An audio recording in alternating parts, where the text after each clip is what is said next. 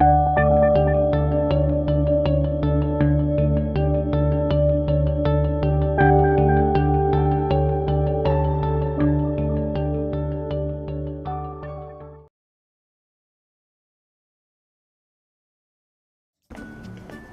everybody, welcome to another video, another Zen blend.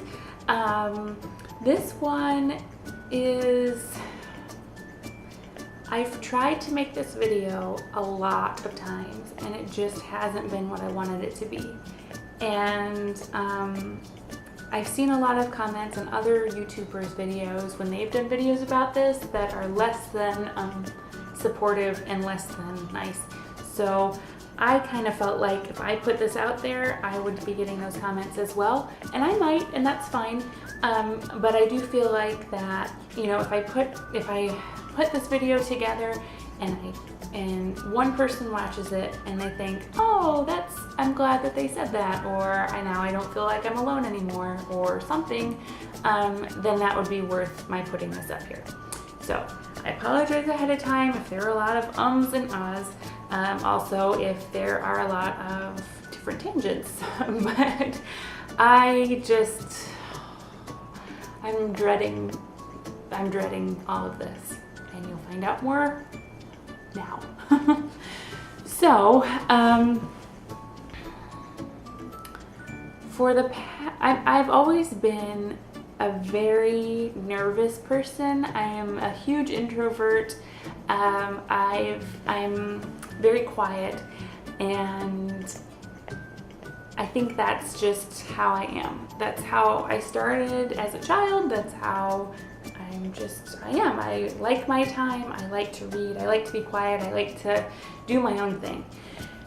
And it started to get a little bit worse when I was a teenager and I would go to school and I got sick. I would get really sick, and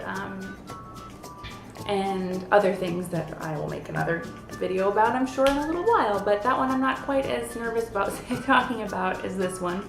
And then it started to affect work, and I really started to think about what was going on, and then it became very clear that I have anxiety. I have pretty severe anxiety. At this point, I cannot make phone calls without feeling like I'm going to throw up. There are a lot of parts of anxiety, and I think probably half of the viewers of this video just rolled their eyes collectively, because it seems like it's the fad. It's the thing that everybody is claiming to have. I've seen at least 10 videos of different YouTubers who are claiming to have anxiety, and I honestly think that a good majority of them do have it. I think that it makes me sad for the people who don't have it, who claim that they do, just because it's a very serious thing and it's a very debilitating thing, and I wouldn't wish it on anybody. It's not a fun thing to have, and it's not easy, especially if it's a progressed case of anxiety. I think I've gone, I don't know, probably, it's gotten significantly worse. Mine has, over the past year and a half to 2 years. And then especially within the past few months, I would say probably 6 months or so, it has gotten to the point where it is quite bad. And I'm sure now that I will have talked about this in the vlog, I'll probably mention it a little bit more. And then you'll be able to see signs of it now that you know what's going on. I don't leave the house much. I mean, I do. It's not like I'm a hermit. It's just I don't do it alone a whole lot. I don't go places by myself much. Like I said, phone calls really freak me out unless I know who's on the phone, unless it's my husband, my mom, or a family member, you know. I get very anxious about talking on the phone. I get anxious about answering the door if there's someone at the door or the doorbell rings. I freak out a little bit. Work has become very difficult as well. I have anxiety attacks now, and a lot of them are in the parking garage right before I go into work. So that makes it a little bit interesting because, as many of you guys know, after you have an anxiety attack, you get really tired, or at least I get really tired. And so to then start a 10-hour shift right after having an anxiety attack, it's kind of like you're just fighting against everything that your body wants to do, which is basically just sleep. You just want to fall asleep. And so that's been kind of a tricky thing to figure out. Over the past few years, I have had to not take part in a lot of things that I normally would have wanted to because of this anxiety that I have.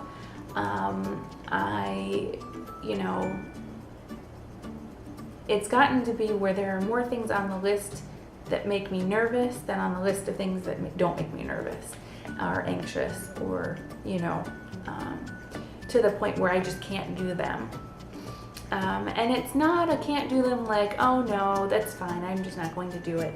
It's more like I'm being stopped from doing it. Like if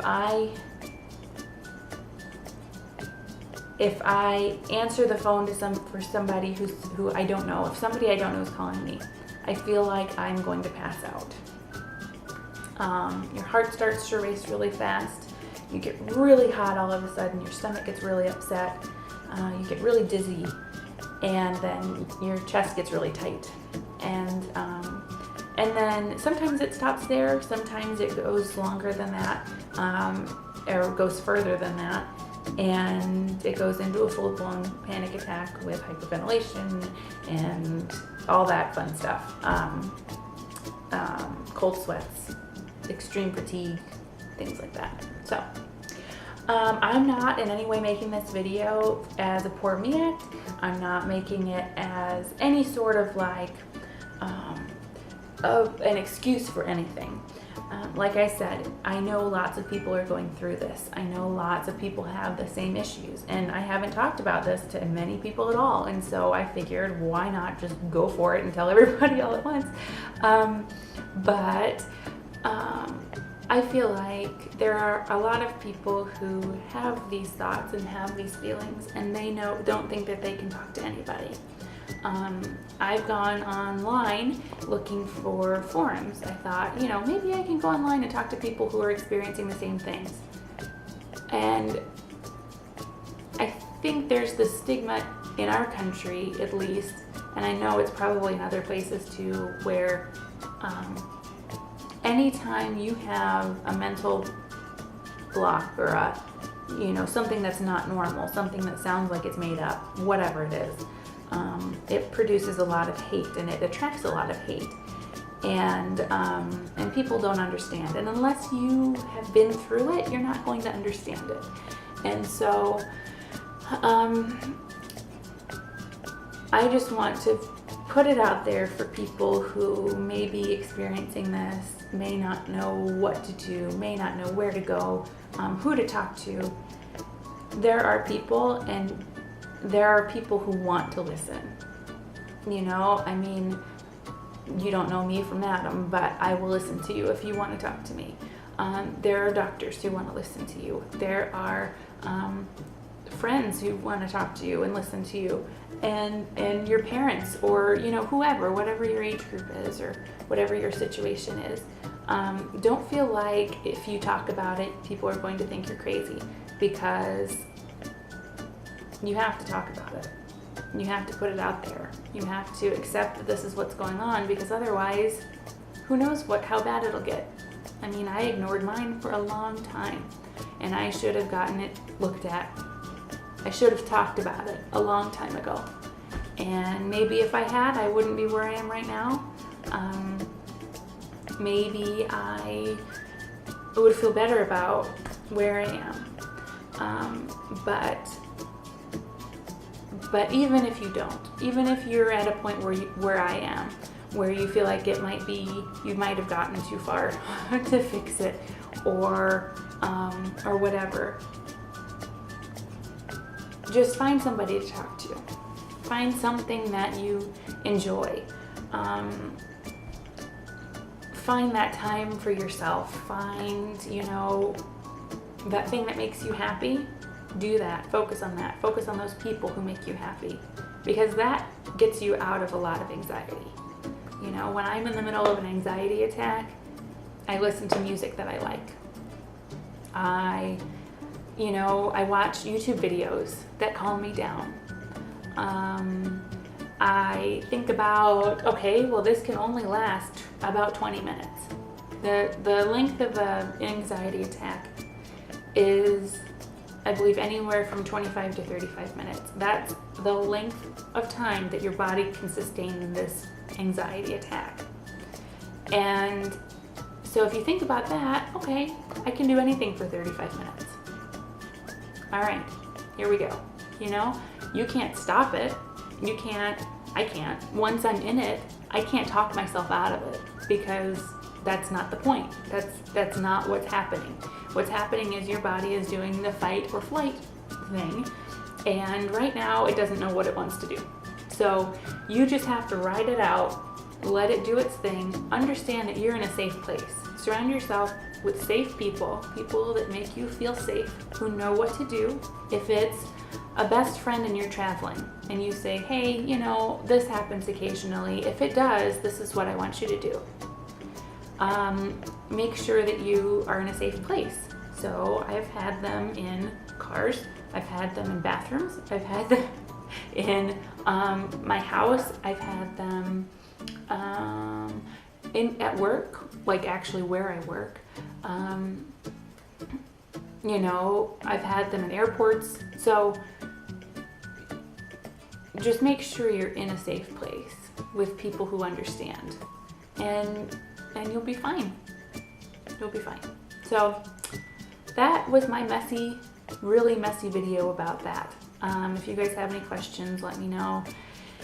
And I am more than happy to answer any questions. This is, like I said, by no means an excuse for anything. It's by no means a poor me video.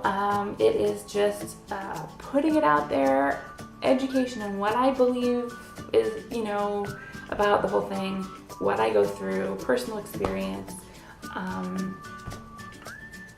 Yeah. So being truly, really real with you guys, with people I don't even know. So, anyway, I will stop talking now, because now I'm just rambling. So I hope you guys are having a good day, and I will see you in my next video.